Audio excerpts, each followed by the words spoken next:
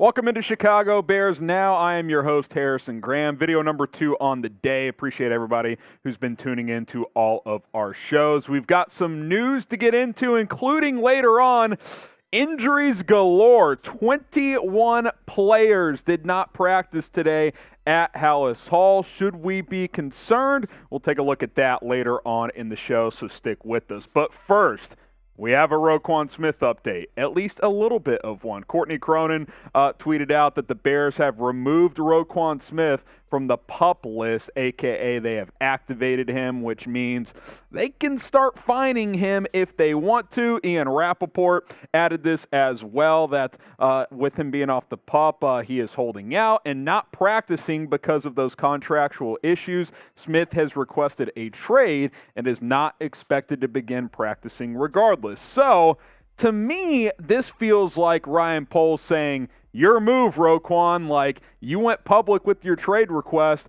We've done you a solid by throwing you on the PUP list, which I don't think anybody bought into the fact that he was injured. They did that so they didn't have to fine him because he was in the building and, being involved in team meetings, so forth. And now, to me, this is the Bears saying, well, no more Mr. Nice Guy. It's your move now. You can either start practicing or we're going to start fining you. So I don't think this necessarily declares, oh, they're about to trade him. I think it's kind of sending a message back to Roquan like, hey, you went public with the request. That's fine. You got to do what we got to do. We got to do what we got to do as well. We're taking you off the PUP, and we're going to start fining you if you do not practice. And by the way, he was not at practice today for the first time throughout the entire training camp. So I'm going to continue to ask this question. Will Roquan Smith get traded? Type T for trade, type K for keep. Let us know. What do you think is going to end up happening with Roquan Smith?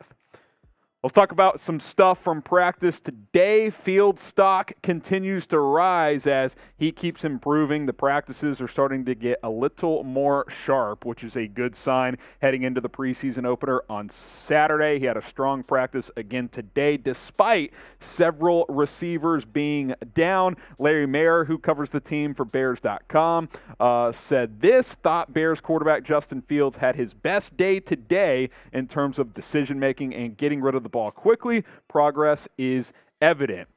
Justin Fields is trending in the right direction, and that is a very, very positive thing because he's been up and down at times during camp, but I think the second week or so of practices compared to the first have been a little bit more consistent. And that's a word that I used early on during camp is you want to find that consistency. You want to start stacking some days if you can. And hopefully this results in a solid performance on Saturday. Now, we're going to get to the full injury report here in a little bit. We don't know who all is going to be at his disposal, but positive signs emerging for Justin Fields, for the offense. And this is how it should be. You're learning a new offense. Week 2 of training camp should be better than week 1 for the offense, and that appears to be the case here for Justin Fields. And I like, even though that several top targets were down, he was still able to make several big throws downfield and make some completions. So that's a very positive sign, I believe, for him and this offense. Are you happy with where Fields is at right now? Certainly not a finished product in this system, but want to know what you guys think. Type Y for yes, type N for no. Are you happy with where Justin Fields is at right now? Speaking of Justin Fields and QB1, he's got a little message for you guys. I'll just read the quote here. He says, subscribe to Chicago Bears Now as host Harrison Graham brings you daily Bears YouTube videos. He also says, I'll even throw more touchdowns this year if you do. It's not my quote. Maybe it's Justin Fields. Maybe it's not. I'm just spreading the message here. You heard the man. He's pointing to the subscribe button. Click it right now, and we will continue to plug out daily videos here on this channel. If Fields is saying subscribe, what are you going to do? Not do it? I think you are. Hit that big red sub button. All right, more from camp. Isaiah Coulter hype?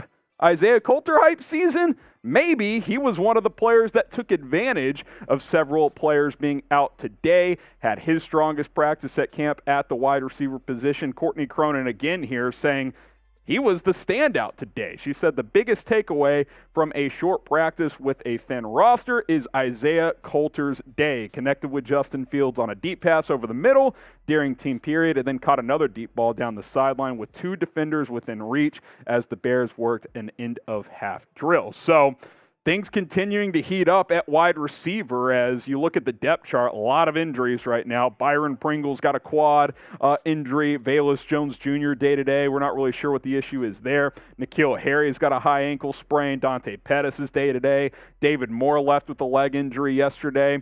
And that's what you want to see. When guys are out, it's your chance to step up. That's a unique part of camp and then the preseason. You got this 90-man roster. You're going to have days where you're going to have opportunities because guys are going to miss practice. Now, I don't know if Isaiah Coulter anticipated getting starting reps because 5 guys were going to be down, but that's the situation. That's what it was today. What does he do? He steps up, makes multiple big plays. That's what you want to see. Is it enough to fight for a roster spot? I don't know. I mean, he's going to have to continue to make big-time plays. It can't just be a 1 or 2 day thing, but good for him. I'm going to keep an eye on him. I think this first preseason game in particular will be a big opportunity for him to step up and likely get several targets against the Chiefs on Saturday. Speaking of this game on Saturday, we're going to have a live watch party here on YouTube and Rumble, so subscribe like Justin Fields said. But also, we're going to be live on Callin as soon as the game is over for a post-game show. Link is below, but you got to download the app on your iPhone or Android first. Link to download the app in the comments and description as well. But once you do that, chatsports.com/BearsCallin, or you can just search Bears Now within the app. You'll be able to find us. We'll have a live post-game show where you guys can call in, give your hot takes, ask your questions following the game. I'll interact with you guys. Should be a lot of fun, so be sure you're already subbed on Callin. And by the way, I told you guys last week I'd give some new shout-outs to some of our new call-in subscribers. Fell a couple videos behind here, so I thought I'd catch up on every new subscriber we have gotten since that video, so I'll go rapid fire here. Sam I Am, Will Quigley, Max Rucker, we got Austin Conrad, Adam Murphy, we got Sal in there as well, Michael, Baki Brown, CJ, Sam Powers also, we got Mike Borbos, Michael Stanley, Jay Hugh, Dre Johnson, Kyler Woodland, Vic Melendez, Percy Kroom, Marquis Smith, Christopher Wormecki, Mike Taylor, and then a few more here. Dominic Crutcher, Brett Parker, Brian Legend, Diamond, and Lucas Prang. Appreciate you guys for subscribing to Callin. If you aren't one of those, join the movement. We'll have a post-game show with live interaction with you guys coming up after the preseason game this Saturday. Should be a lot of fun. Looking forward to the preseason opener. All right, I teased it earlier, injury report. Listen, a lot of injuries right now for the Chicago Bears. Luckily, only a couple of them are more than a week-to-week type of situation, but 21 players did not practice today. That's a lot for a 90-man roster. I mean, you're talking about quick math here. What is that?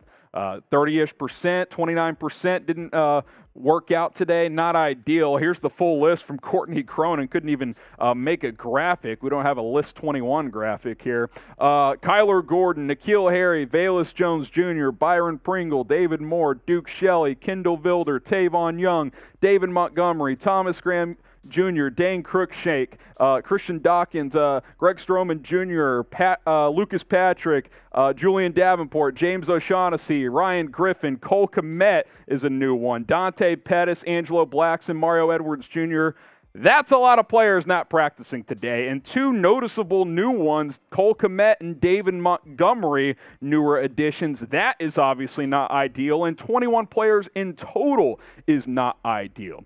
I don't know what this will mean for the opener. How many of those guys, because a lot of them are in the day-to-day category, but today's Wednesday and the game is Saturday, so we'll see how many of these players are able to play in the opener. It's kind of twofold. One, the young, deeper guys on the roster are going to get a chance to play, but 2, you want to get as many reps in the preseason as possible because even the seasoned guys still need reps. It's a new scheme. It's a new regime. You want to prove everything you can to this coaching staff. The good news is not many long-term injuries. I mean, Lucas Patrick could be questionable for week 1, as could N'Keal Harry, but beyond that, nothing super notable. Maybe David Moore is a serious one. We don't have a full diagnosis there. But the point being, a lot of kind of minor nicks right now. Hopefully some of these guys are able to ramp up and be ready to go for Saturday.